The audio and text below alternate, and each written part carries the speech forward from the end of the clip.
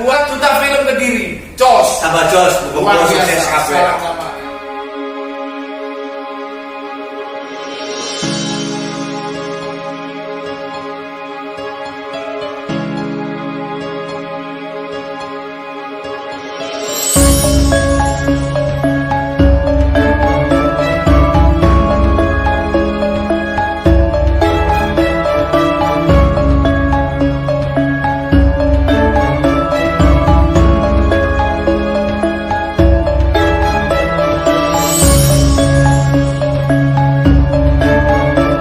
Peradaban Majapahit zaman dulu itu apa? Peradaban sopan santun, satu peradaban budi pekerti, peradaban tentang kepemimpinan, semua itu harus pakai adab dan adat.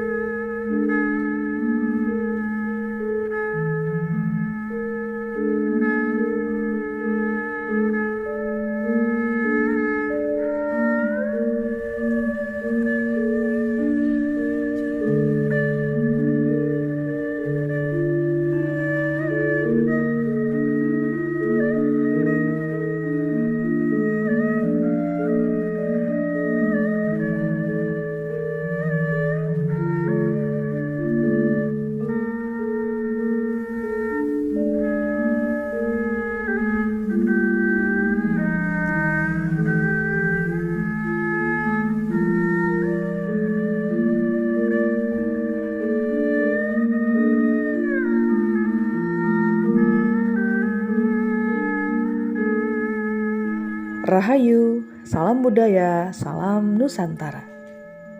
Majapahit berdiri di atas tanah Jawa dan merupakan kerajaan terbesar yang pernah ada.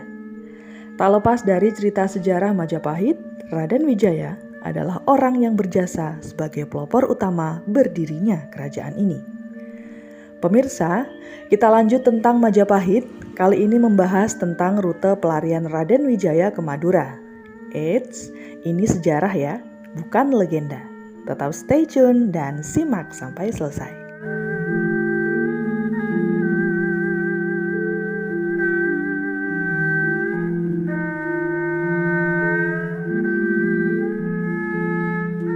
Cerita ini berawal dari kerajaan Singasari yang didirikan oleh Keng Angrok yang ternyata hanya sampai pada tahun ke-70. Kejayaan dari kerajaan Ken Angrok berakhir pada tahun 1292 Masehi akibat serangan dari raja kerajaan bawahannya sendiri, yakni Kerajaan Gelang-Gelang yang dipimpin oleh Jayakatwang.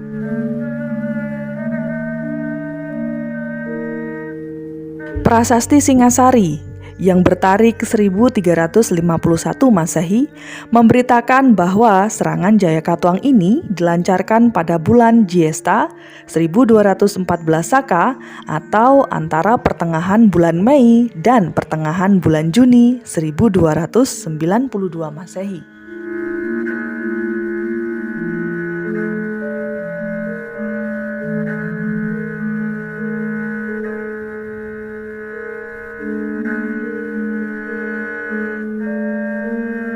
Lepas dari kisah tersebut adalah sosok Adipati Songenep Arya Wiraraja yang ikut mendalangi kisah yang mengharu biru layaknya sinetron silat ini.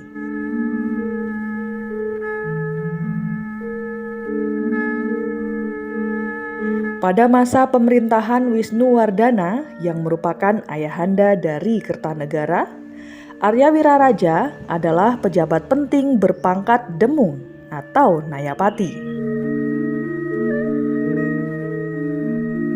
Arya Wiraraja adalah seorang penasehat di bidang pertahanan dan keamanan di pura kerajaan.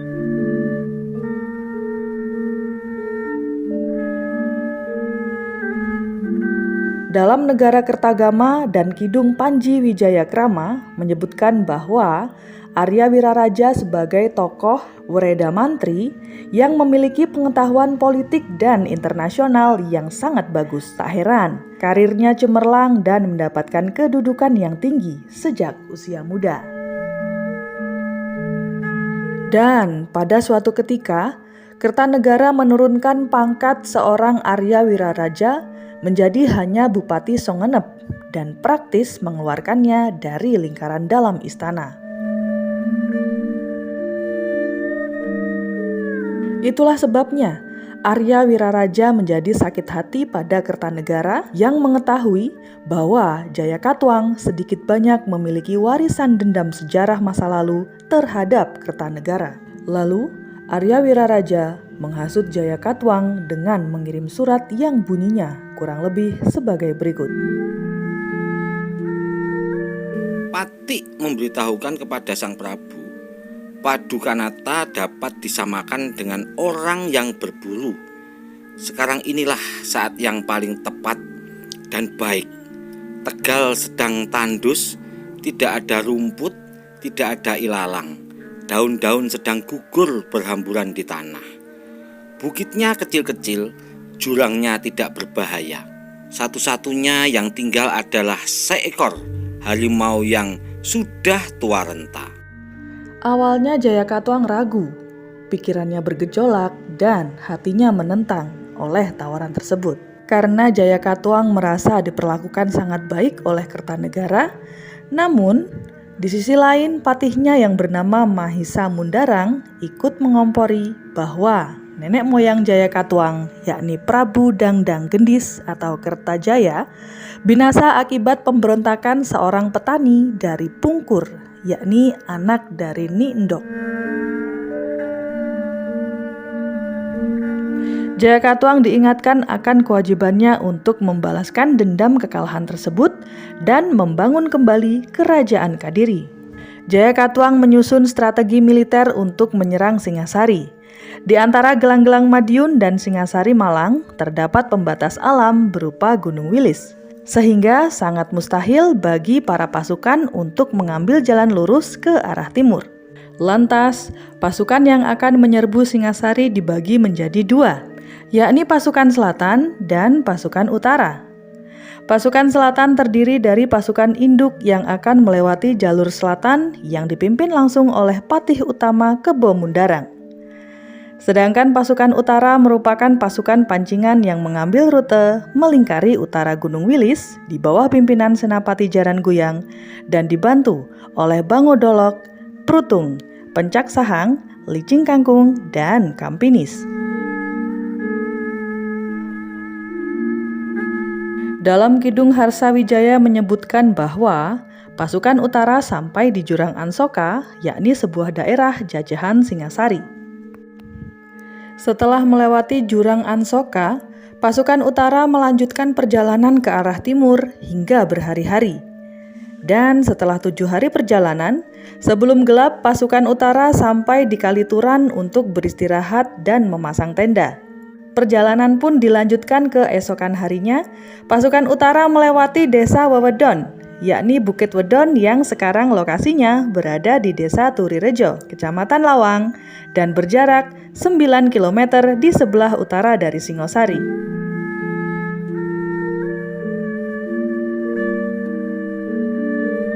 Perjalanan masih berlanjut dan sampai di desa Memeling, yang tidak lain adalah Dusun Meling, desa Bedali, yang hanya berjarak 6 km di sebelah utara Singasari.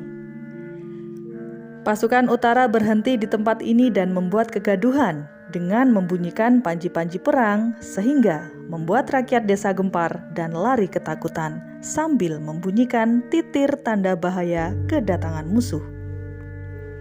Menurut informasi dari Prasasti Kudadu, saat mendengar pasukan Jayakatwang sampai di Jasun Wungkal, Kertanegara segera mengutus Raden Wijaya menyusun pertahanan dengan membawa pasukan Singasari untuk melawannya.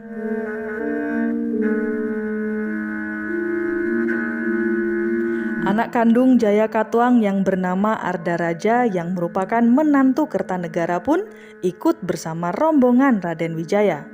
Entah atas dasar apa Kertanegara ikut mengirim Ardaraja untuk menghadapi ayahnya sendiri.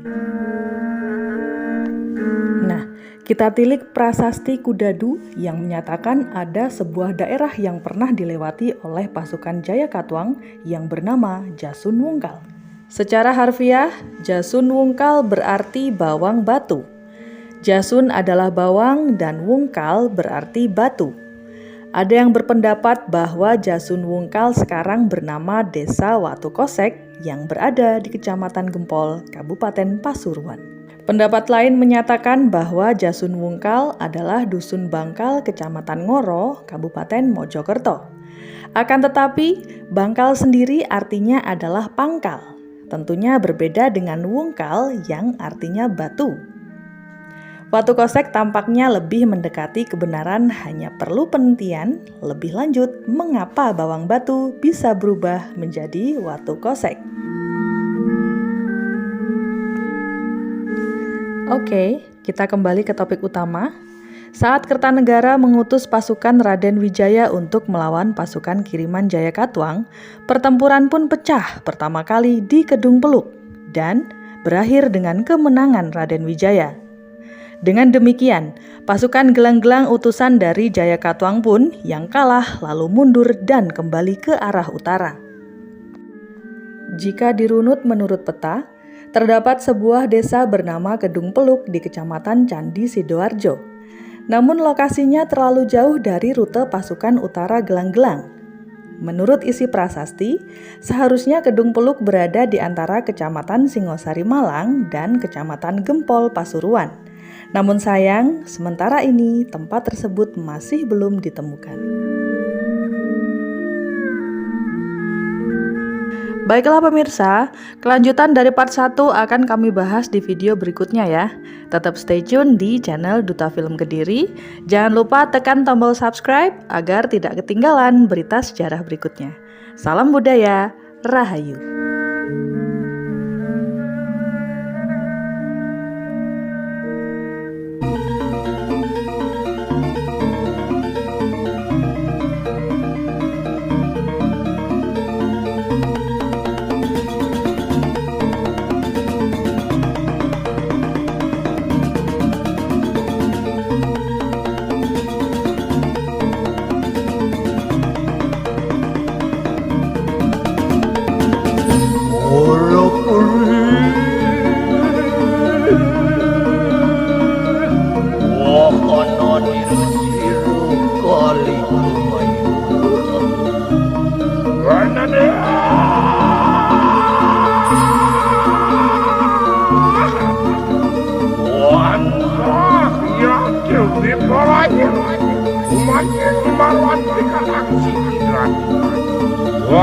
Kanang kue king palu wan sila yang menarik. Berede, uri lampah sirup.